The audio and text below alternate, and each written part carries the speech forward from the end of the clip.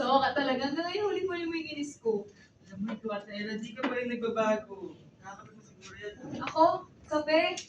Hindi ako nagkakape, di ba? Kaya ang Java Chick Frap, itong order ko kasi doon nagkakape. Nakalimutan mo na ba? At nakakalimutan mo rin ba, Ate Ella, na nasa coffee shop kita at ako yung kumayad ng mga yan, no?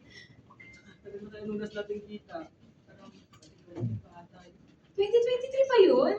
Yung huling gala natin tatlo nila, Vic. Pumunta tayo ng Bermosa. Order tayo sa mga ng fries, McFlurry, McFloat. Tapos, sa parking lot lang din naman tayo kumain, di ba? Grabe, sobrang haba ng kwento ni Vic noon. Ninapunta tayo ng madaling araw. Ano pa rin tayo sa kinakab? Siguro naka 10k steps din ako na from Bermosa to SM Molino. Nilakad lang natin. Kayo kasi, Ate Ella, sobrang haba na nilakad natin. Ganun din kahaba yung rat-rat sa akin ni Mama. Hindi pa nga ako hindi makauwi dahil sa galit ni. Kayo eh. Diba? Gusto natin mag-banding tatlo. Banding natin, mawalan tayo ng bahay. Pero, alam mo, Sarah, nakakalas. Tagal na rin eh, no? Kasi tagal ni Kuya Vic mo. Asa na ba siya? Akala mo, invite mo yun. Talaga, Ate Ella. Kasi naman yung message ko, baka malilit lang. Kung oras na, late pa rin. Ano ngayon, late pa rin siya, ha? Ako, Ate Ella, ikaw talaga. Alam mo naman sa hospital, di ba? Dahil isang tao doon. Sa bagay. Ay, Jake, take ko lang ito pala. Wait lang.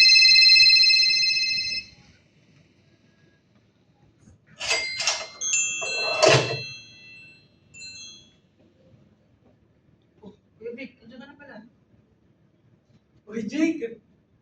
Kamusta ka naman? Gusta? Ayos lang, ikaw. Aba, ganda na itong coffee shop mo ah. Kung iba na talaga nung hindi ko punta dito, parang kailan pa nga yun. Ikaw kasi, tagal mo na rin di nagpaparamdam. Ayaw makasento ka na talaga ah. Naman mo siya. Saan ba tayo? Dito sa table na to? Tsaka mo dyan. Ay, hindi ka nga Ate Ella kanina pa eh. Lagot ka na naman doon, late ka na naman. Uy, sorry Jake ah. Nabisi sa hospital kasi. Ano pinagawa nito? Ano man kasi Kuya Vic, baka hindi ka nagpapahinga dyan ha? Dahil ko ba sa Superman sa super busy mo dyan? Ay, ano magagawa ko? Tagal ko ito inintayin mo, kaya kaya mo na. Ikaw talaga. Jake! Ano?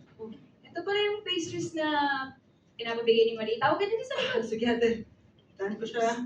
Aba. Tsaka na pala, ha? Lakas pa ng loob nitong manitsit.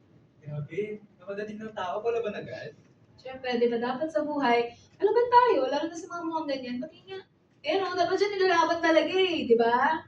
Dahil ko sinabi. Saan ka na ba? Kanina ko raw dito sabi ni Jake. Nako, sakto lang. Sakto lang para mainis sa'yo. Sobrang tagal mo. Skin. Napaka-violent mo talaga. Oo, tama na yan. Kayo dalawa talaga, para kayong aso at pusa ka mag-away, no? Eh, paano? Yan ang si Ate Ella mo. Hindi na naman mabiro. Paano kasi ito si Kuya Vic mo? Siya na nga itong late. Tapos siya pa itong nangaasar ngayon. Di ba? Siguro miss nyo lang isa't isa. Ako, miss? Yan, mamimiss yan? Naku, wag na talaga. Ayoko niyan. Kung ikaw, Jake, pwede pa talaga. Party ah, dami sinabi. Ay, Pero, legit lang. Nakamiss na pala kayo kasama ulit. Diba, umamin din. Pero ako rin, sa totoo lang, namiss ko kayong dalawa. Pero may tanong na ako, kamusta na ba yung buhay-buhay nyo? Sinyaman niyo na ba yung mga contractor sa Pilipinas? Sa sobrang busy ng dalawa. sabi namang heavy ng question mo, Jake. Wala bang lighter question dyan? Yung, hindi naman tungkol sa pera at mga contractors, no? Pero dahil dyan po una siguro. Bisado na kita eh.